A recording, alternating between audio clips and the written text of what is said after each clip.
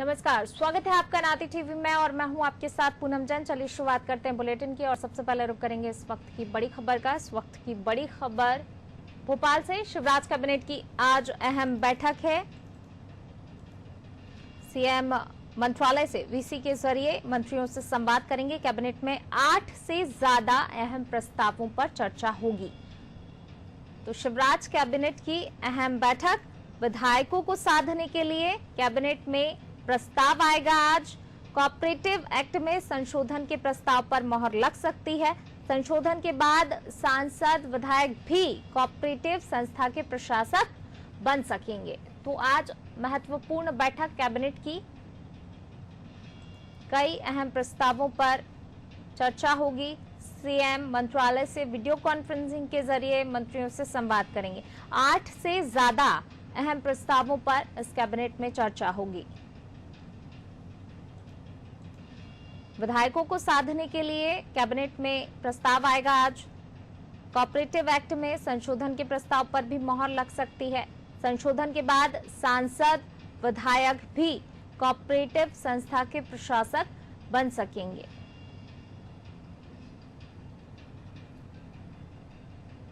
तो खबर भोपाल से, कैबिनेट की महत्वपूर्ण बैठक है आज, एक अहम बैठक। और इसी खबर पर ज्यादा जानकारी के साथ हमारे विशेष संवाददाता आशीष मंगल सोनी जी हमारे साथ लाइव जुड़े हुए हैं। आशीष जी, शिवराज कैबिनेट की आज अहम बैठक है। कई महत्वपूर्ण प्रस्तावों पर, लगभग 8 से ज्यादा अहम प्रस्तावों पर चर्चा होगी, क्या कुछ जानकारी?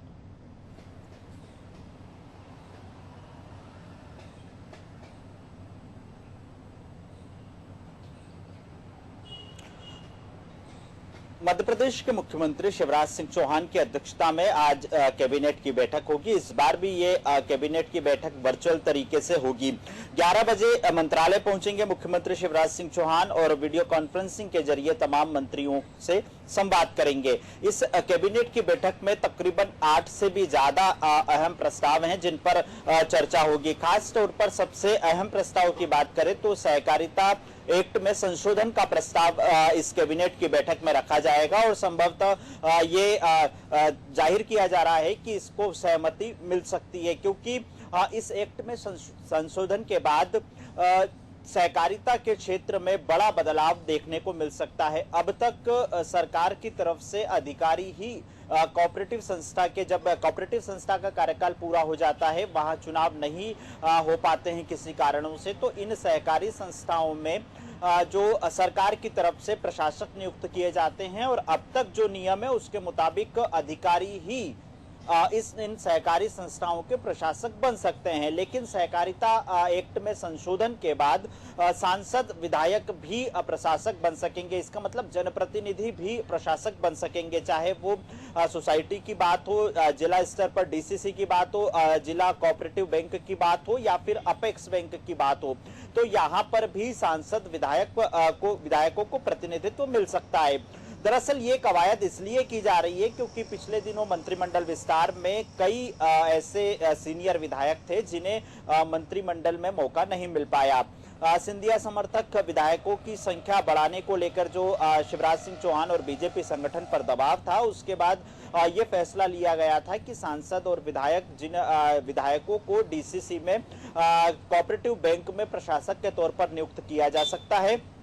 साथ ही अपेक्स बैंक में भी प्रतिनिधि के तौर पर शामिल किया जा सकता है। अब चूंकि कैबिनेट की बैठक में यह प्रस्ताव आना है, तो इसके बाद खास तौर पर सरकार, बीजेपी संगठन की निगाहें जो है वो उन क्षेत्रों में रहेगी जहां पर उपचुनाव होना है। तो राजनीति से कांग्रेस सीधे तौर पर आरोप लगा रही है कि राजनीति से प्रेरित ये संशोधन का प्रस्ताव इस कैबिनेट की बैठक में रखा गया है। इसके पहले कैबिनेट की बैठक जो वर्चुअल तरीके से हुई थी, मुख्यमंत्री शिवराज सिंह चौहान के कोरोना पॉजिटिव होने के बाद एक बार वर्चुअल कैबिनेट हुई और संभवतः मध्य प्रदेश में एक ही ऐसा राज्य है जहां पर वर्चुअल कैबिनेट का आयोजन किया जा रहा है। जी आशीष जी, आप बने रहिए हमारे साथ, मैं लौटूंगी आपके पास। तो बिल्कुल वर्चुअल कैबिनेट का आज आयोजन किया जा रहा है। वर्चुअल कैबिनेट में कई महत्वपूर्ण प्रस्ताव ऐसे हैं जिन पर चर्चा होगी। 8 से ज्यादा प्रस्तावों पर यहाँ पर चर्चा होगी।